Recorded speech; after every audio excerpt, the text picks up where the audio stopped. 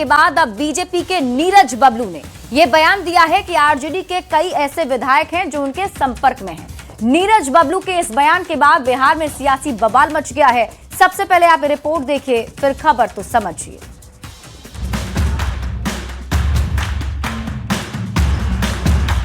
बिहार के नेता प्रतिपक्ष और आरजेडी के नेता तेजस्वी यादव बिहार में नहीं हैं और उनके पीठ पीछे उनके विधायक विरोधियों से साठगांठ में लगे हैं।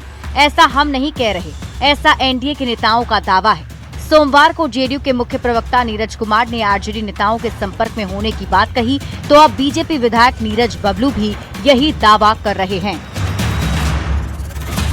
और आरजेडी नर्क है, कौन नर्क में जाना चाहेगा? नर्क में सफाया हो गया, नर्क में ठेलम ठेला करने कौन जाए? के मैक्सिमम विधायक इधर आना चाहते हैं, सत्ता में सब लोग आना चाहता है। नीरज बबलू के इस बयान पर आरजेडी और कांग्रेस ने तंज कसा है। लेकिन जनता के चुने हुए विधायक भाजपा में जाने को तैयार है और भाजपा उन्हें नहीं बुला रही है। देखिए, भाजपाइयों की आदत है सवेरे उठते ही इतना बड़ा झूठ बोल दो कि पूरा देश उस झूठ में उलझ के रह जाए। ये गरीबों, शोषितों, वंचितों के हक और अधिकार के प्रति हमेशा सजग रहती है, जबकि भारतीय जनता पार्टी और एनडीए के लोग शोषितों, वंचितों के अधिकार को छीनना चाहते हैं। इस दावे में कितना दम है ये तो आने वाला समय बताएगा, मगर फिलहाल इस मुद्दे पर सियासत गरमाई हुई है। पटना से संवाददाता रवि एस नारायण के साथ ब्यूरो रिपोर्ट, न्यूज़ 18। देखिए, बीजेपी की तरफ से बहुत बड़ा दावा किया गया है, आरजेडी में टूट का दावा, और इसी टूट के दावे पर सियासत हो रही है। अब आरजेडी में टूट के दावे वाली सियासत को समझना भी बेहद जरूरी है। दरअसल पिछले कुछ दिनों के अंदर एनडीए के दो नेताओं ने एक बहुत बड़ा दावा किया कि आरजेडी में टूट हो सकती है। सबसे पहले जेडीयू के एमएलसी और जेडीयू के मुख्य प्रवक्ता नीरज कुमार की तरफ से एक बयान आता है। उन्होंने ये दावा किया कि आरजेडी के कई ऐसे विधायक हैं जो उनके संपर्क में हैं, मतलब जेडीयू से संपर्क साधे हुए हैं। और अब बीजेपी के विधायक और पूर्व मंत्री नीरज कुमार बबलू का भी यह दावा है कि आरजेडी में आने वाले दिनों में बड़ी टूट हो सकती है। आरजेडी में टूट के दावे वाली सियासत को समझिए, आखिर क्यों ऐसा हो रहा है, क्यों कहा जा रहा है। तो आपको बता दें कि 2025 के चुनाव में आरजेडी का प्रदर्शन बहुत बेहतर नहीं रहा।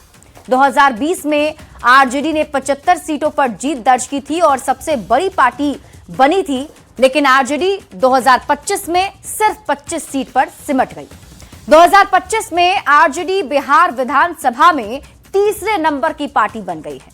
छोटी पार्टियों का टूटना आसान होता है। विधायक खुद को छोटी पार्टी में असुरक्षित महसूस करते हुए सत्ता पक्ष की ओर जाने का रुख कर लेते हैं या चले जाते हैं। अब यह समझना जरूरी है कि कब कब आरजेडी के नेता पार्टी छोड़कर अलग हुए हैं। तो आपको बता दें कि 2014 में 6 वरिष्ठ नेता आरजेडी छोड़कर जेडीयू में शामिल हो गए। एक एक करके आप इसको समझिए। 2014 की बात है जब 6 वरिष्ठ नेता आरजेडी के जेडीयू में शामिल हो गए।